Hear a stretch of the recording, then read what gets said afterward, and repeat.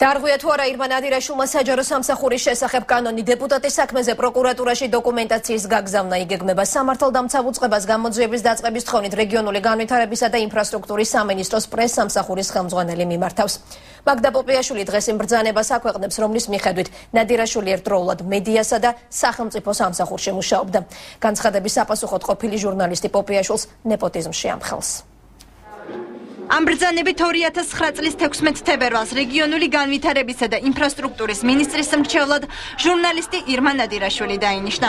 განისაზღვრა თანამდებობრივი სარგო 1900 ლარის ოდენობით იყო პრემიებიც.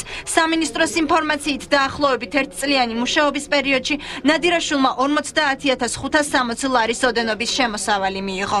ყოფილი ჟურნალისტის პრეზიდენტის ადმინისტრაციის უფროსის ყოფილი მოადგილის და დღეს უკვე პარლამენტის წევრის ირმა ნადირაშვილის სამუშაო გამოცდილება 1994 წლიდან იწყება.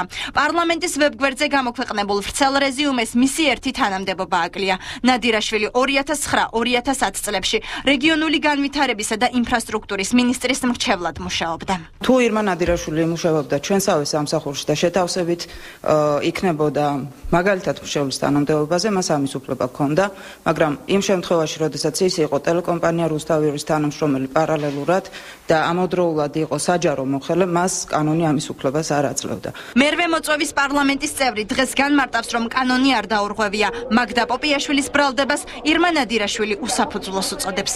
ციცრუია, რომ მე როდესაც ვიყავი საინფორმაციო სამსახურის უფროსი, მუშაობდი მრჩევლად, ასეთ ფაქტს ადგილი არ ჰქონია. მე დავწერე განცხადება, როგორც კი გავხდი საინფორმაციო უფროსი და წამოვედი ამ სამინისტროდან. რომც დამერღვია კანონი, თუმცა ვიმეორებ, რომ ასეთ ფაქტს არ ჰქონია ადგილი.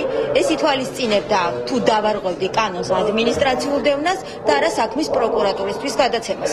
დაარღვია თუ არა ირმა ნადირაშვილმა კანონი. საჯარო სამსახურის შესახებ კანონის მიხედვით, მოსამსახურე, რომელსაც აქვს სამსახურებრივი ურთიერთობა სახელმწიფოსთან, არის სახელმწიფო მოსამსახურე. ამავე კანონის 64 მუხლის მიხედვით კი სახელმწიფო მოსამსახურის მიერ შეთავსებით სხვა თანამდებობის დაკავება და ანაზღაურებადი სამუშაოს შესრულება მხოლოდ იმავე სახელმწიფო დაწესებულებაშია შესაძლებელი. ადამიანს არ შეიძლება იმუშაოს საჯარო სამსახურში და ამავდროულად კერძო სამსახურში ერთადერთი გამონაკლისი არის დაშვებული საგანმანათლებლო საქმიანობაზე. ანუ შემთხვევაში თუ კი ქალბატონი ნადირაშვილი იმუშავებდა სადმე ლექტორის თანამდებობაზე ან რომელიღაცა უნივერსიტეტში განახორციელებდა გარკვეულ კვლევას, ამ შემთხვევაში პრობლემა არ იქნებოდა.